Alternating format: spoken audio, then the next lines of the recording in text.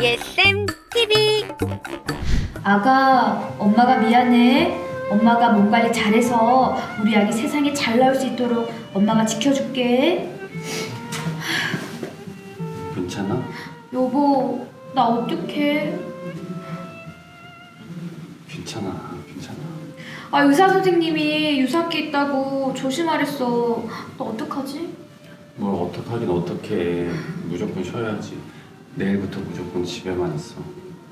아니, 수업을 나가야 되는데 어떻게 쉬어?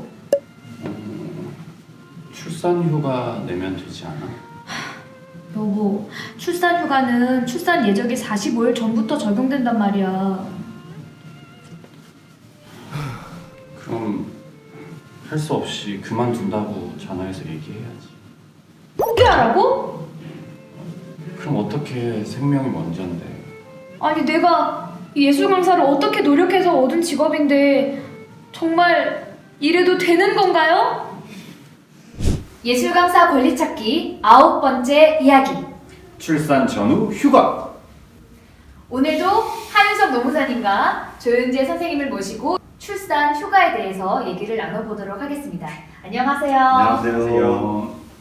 오늘 주제는 결혼할 여성들이 굉장히 관심을 가질 주제인데 노무사님, 네. 노동법에 있어서 출산에 관련해서 어떠한 지원들이 보장되고 있나요?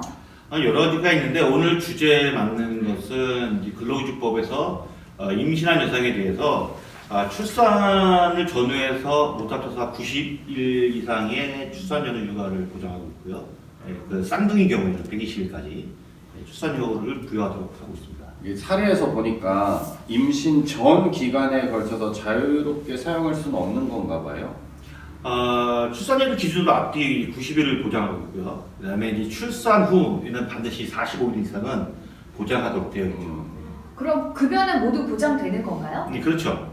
예전에는 이거를 이제 사업주가 다 이제 지급하도록 하고 있었는데, 예전에는 60일이었을 때는 사업주가 다 부담을 했죠. 근데 지금 이제 90일로 늘어나서 60일은 이제 사업주, 그 다음에 나머지 30일은 고용보험에서 지급하도록 되어 있습니다. 그러니까 아까 이제 안수경 선생님 얘기하셨는데 저도 이제 결혼한 남자 입장에서 그 출산은 남자한테도 되게 중요한 일인데요. 그 친구들 회사들 보니까 남자들도 출산 휴가를 쓰더라고요. 많이 네. 오랫동안. 근데 저희는 이 남자들에 대한 출산 휴가는 어떻게 보장이 돼 있나요? 조금씩 며칠씩 늘어나고 있어요. 늘어나고 있어서 지금은 이제 현재는 10일을 유급으로 인정받고 있죠. 배우자도. 그 10일이요? 네. 그거 너무 작은 거 아니에요? 그렇죠. 이제 퇴근하고 이제 고생하는 거죠. 그러면 이 휴가 신청은 언제 할 수 있나요? 출산일부터 90일 이내에 청구할 수 있고, 이 출산휴가는 일에 분할해서 사용할 수 있어요. 이게 출산이라는 게 여성 혼자만의 일은 아닌데 좀 이런 성평등의 시대에 법적으로 좀 남자의 출산 휴가도 많이 보장됐으면 좋겠습니다. 네, 앞으로 이제 그게 이제 우리가 계산해 나갈 질문이겠죠. 그런데 노무사님, 이게 사례처럼 우리가 앞에서 봤던 사례처럼 유산기가 있을 때처럼 위급한 상황에서 이 출산 휴가를 좀 당겨서 쓸 수는 없는 건지 궁금하거든요. 예, 아까도 말씀드렸지만 이 출산휴가는 분할해서 일에 분할해서 사용할 수 있다고 이제 말씀을 드렸거든요. 그래서 이제 유산, 사산의 경험이 있거나, 그다음에 40세 이상인 경우, 그다음에 유산, 사산의 위험이 있다고 의사의 그 의학적인 그 소견이 있는 경우에는 분할해서 사용할 수가 있어요. 대신에 이제 막상 출산일에 닥쳐서는 사용할 수 있는 휴가일이 좀 줄어들긴 하겠네요. 그렇죠. 예, 그렇긴 한데 대신에 이제 그 육아휴직을 좀 앞당겨서 육아휴직을 이제 사용해서 이제 해야겠죠. 예. 육아휴직이 뭐예요? 그러니까 남녀고용평등법에 의하면 그 48세 이하 또는 이제 초등학교 2학년 이하의 자녀를 양육하기 위해서 최대 1년까지 휴직을 신청할 수 있는데 이걸 이제 육아휴직이라고 하죠. 그럼 이 육아휴직을 남자도 신청할 수 있나요? 네, 가능합니다. 그러니까 자녀 한 명당 그 아빠, 엄마 이게 다 신청이 가능하죠. 네. 그렇다면 물론 있어서는 안 될 일이지만, 그러니까 예를 들어서 뭐 부득이하게 유산을 하거나 사산을 했을 경우에는 어떻게 해야 되는지. 그러니까 예전에는 이제 그런 거에 대한 규정은 없었어요. 근데 지금은 이 유산 사산하는 경우에도 그 임신 기간에 따라서 출산 연후 휴가 그러니까 유사하게 그 휴가를 부여하도록 됐어요. 왜냐면 모성보호라는 광의 개념이 따라서. 네. 그럼 이 이야기의 범주를 좀 좁혀서 예술 강사의 경우에는 선생님들마다 뭐 수업하는 시수가 다 다르고 또 강의하는 날짜라든지 그런 강의 시수가 다 다른데 그럼 예술 강사 선생님들한테는 어떤 기준으로 이 출산 휴가가 산정이 될까요? 예술 강사 선생님들 경우에는 이제 노동조합 설립 이후에 지속적으로 이제 출산 휴가에 대한 요구가 있었고 그래서 지금 출산 휴가를 지금은 이제 유급으로 인정해서 이제 지급하고 있습니다. 그래서 이제 다만 이 출산휴가 급여는 통상임금 기준으로 하고 있고요. 그다음에 그 상한 200만 원을 상한으로 해서 지급을 하고 있어요. 200만 원요? 네. 제가 아는 분은 30만 원 정도 받았다고 하시던데. 이 아까도 말씀드렸지만 이제 출산휴가 급여는 이제 통상임금을 기준으로 하기 때문에 시수가 달라지잖아요. 네. 시수가 달라지고 해서 이제 얼마가 될지는 이제 일괄적으로 이제 말씀을 드릴 수는 없고 다만 이제 상한액을 해서 200만 원 지급하고 있는 거죠. 그래서 더 자세한 거는 이 전문가하고 노조와 전문가분들하고 상담을 좀 해보셔야 될 것 같아요. 네. 저 하나 또 궁금한 거는요. 그 저희 예술 강사한테도 육아 휴직이 아까 육아 휴직에 대해서 말씀해 주셨잖아요. 근데 네. 그 어떻게 적용되는지 그리고 신청을 어떻게 해야 되는지 방법이 되게 궁금해요. 이 부분이 정말 저도 지금 안타깝고 좀 마음이 좀 쓰린 부분인데 왜요? 슬픈 얘기하지 마요. 원칙적으로 예술 강사 선생님들도 육아휴직에 뭐 배제될 이유는 없습니다. 네. 당연히 이제 적용되는데 그 출산휴가하고 이제 육아휴직은 둘 다 이제 저기 그 운영한테 신청하면 되고요. 근데 이제 휴가휴직과 급여를 이제 분리해서 생각하시면 될 것 같아요. 휴가휴직과 육아휴직이요? 아니 급여. 육아 휴직과 급여요? 네. 그러니까 예를 네. 뭐냐면 이게 출산휴가가 유급휴가잖아요. 네, 그렇죠. 네. 그러니까 유급휴가라는 것은 유급과 휴가가 결합된 거잖아요. 그래서 휴가는 휴가대로 운영단체에 신청하시면 휴가는 돼요. 근데 이 급여는 고용보험에서 지급하는 부분이 있어서 이것을 지금 현실적으로 예술강사 선생님들이 그 피보험 반영 기간을 맞추기가 어렵더라고요.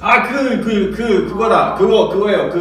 실업급여. 실업급여 네. 180일 그게 기준이 여기에 또예요. 그렇죠. 그래서 이게 현실적으로는 그걸 맞추기 좀 어려워서 더군다나 이제 만약에 그걸 하시려면 이전에 그 실업급여를 받으신 기간이 없어야 돼요. 그래서 그걸 합산해서 할 수 있어야 되는데 실제로는 선생님들은 그 맞추기가 어렵잖아요. 현실적으로. 그래서 힘 빠지네요. 그러면 이거는 이제 궁금한 건데 정사님 네. 예술 강사들은 뭐 1월부터 1월 1년 계약이 아니잖아요. 네네. 3월부터 보통 계약을 하는데 예전에 이제 예술 강사 선생님들 얘기를 들었는데 예술 강사는 계약 기간에만 애를 낳아야 된다. 그럼 1, 2월에 애를 놓거나 계약 기간이 아닌 경우 애를 놓으면 전혀 해당이 안 되는 건지 궁금하거든요. 휴가라는 것은 결국 뭐냐면 이 법적으로 이 노동 제공 의무가 있는 기간에 그 날들을 그 제공 의무를 면해 주는 거거든요. 근데 그 노동 제공 의무가 없는 거에 대한 휴가라는 건 사실 논리적으로 성립이 안 되는 거죠, 사실. 이해되시죠, 무슨 말인지? 이해됐어요. 근데 이제 아기가 나오는 뭐 기간에 맞춰서 임신을 하거나 놓을 수는 없으니까 그럼 계약 기간이 아닐 경우 예를 들어서 방학 때나 그럴 때 이제 아기를 낳게 되면 출산을 하게 되면 전혀 해당이 안 된다는 말씀이시네요. 그러니까 휴가를 신청할 필요도 없죠, 그때는. 그러니까 휴직이라는 게 이제 일을 하고 있을 때 휴직이 성립하는 거. 네. 그렇죠. 휴직이나 휴가 자체가. 예. 우리가 자꾸 우리는 되게 뭐랄까 되게 열정적으로 예술 강사 일을 하고 있다 보니까 자꾸 우리가 계속 예술 강사인 줄 아는 거지. 사실 법적으로는 3월부터 12월까지 예술 강사인 그쵸. 거죠. 왜 우리만 주인 의식이 있습니까? 죄송합니다. 제가 죄송합니다. 흥분했습니다. 저도 지금 마음이 좀 아파요. 네. 근데 이게 예술 강사 그쪽뿐만이 아니라 제 아내가 이제 그 사립 유치원을 옛날에 다닐 때 지금은 안 다닙니다만 그 사립 유치원에서는 임신을 하면 그 다음 해 계약을 안 해주더라고요. 그러니까 그런 이 육아휴직 부분에 대한 어떤 맹점은 굉장히 아직도 우리나라에서 여성 인권과 더불어서 조금 아직은 개선될 여지가 많은 것 같고요. 네. 그리고 이 저출산 시대에 꼭 필요한 것도 우리가 함께 해나가야 되는 게 아닌가 이런 생각을 해봅니다. 그렇죠. 이 모성보가 이 말로만 그다음에 구호로만 되지 않으려면 이런 세상 진짜 디테일한 부분까지도 같이 좀 노력을 해야 되는데 아직도 이 정부 측면에서 보면 이제 그 비용 대비 효율 이런 데서 얼마나 더 싸게 해서 얼마나 좀 많이 좀 성과를 내느냐 이렇게 가는 부분이 분명히 있어요. 그래서 네. 오늘 주제가 굉장히 관심이 가는 주제인 만큼 또 얘기를 나눠보니까 또 좀 씁쓸한 부분이 없지 않아 있는 것 같습니다. 제가 다 죄송하네요. 네. 오늘은 출산 휴가에 대해서 얘기를 해봤는데 두 분 어떠셨나요? 말씀드렸다시피 결혼을 한 남성으로서 그 아이를 낳는 게 지금도 실제로 계속 얘기를 하고 있거든요. 어떻게 해야 되는지. 그래서 여러 면에서 아이를 가지는 것이 겁나는 일이라서 좀 더 개선되었으면 좋겠다라는 생각이 들고 저도 그런 거 하고 싶거든요. 막 그 북유럽 그 패션 보면 남자가 멋있는 옷 입고 카페에서 이렇게 물론 그 외모는 안 되겠지만 저희도 그렇게 이제 남편이 애를 메고 휴직 기간에서 애를 보고 있는 것이 자연스러운 그러니까 그 멋있을 외모뿐만이 아니고 외모가 아니고 그런 남자도 애를 보는 게 조금 되게 당연스러운 저 사람 휴직하고 있나 봐 아무도 이상하게 신기하게 부럽게 생각하지 않는 그런 세상이 빨리 왔으면 좋겠습니다. 네. 저도 아이는 없지만 이제 주변에서 이제 아이를 낳고 기르시는 분들을 보면 정말 대단하다라는 생각을 해요. 그러니까 그렇게 아이를 낳고 기르기 위해서는 정말 부모들의 너무나 큰 희생이 따라야 되는데 이 희생이라는 건 단순히 그냥 부모로서의 희생이 아니라 이 시대를 살아가는 사회인으로서 너무나 이제 큰 희생을 치러야 되고 그럼에도 불구하고 국가는 이후에 우리 차세대가 너무 적다라고 계속 이제 불평불만을 해요. 그리고 마치 그렇게 불평불만을 하면서 이 시대에 사는 노동자들이 너무 자기 이기적이다라는 걸 좀 많이 부각시키잖아요. 사회가 좀 더 아이를 더 잘 낳고 건강하게 기를 수 있도록 좀 더 많은 부분에 신경을 써야겠죠. 이런 예술강사 선생님 이 경우처럼 구성하게 됐습니다. 네, 맞습니다. 이 미래 세대를 위해서라도 노동자의 권리가 보장되는 우리가 노동자로서 이 힘을 지키려는 이 세대가 만들어졌으면 좋겠습니다. 다 같이 한번 외쳐볼까요? 네. 노동자의 힘! 노동자의 힘! 예술 강사 권리 찾기 다음 시간에는요. 비정규직 초단시간에 대해서 얘기를 나눠보도록 하겠습니다. 오늘도 두 분 정말 수고하셨습니다. 감사합니다. 감사합니다.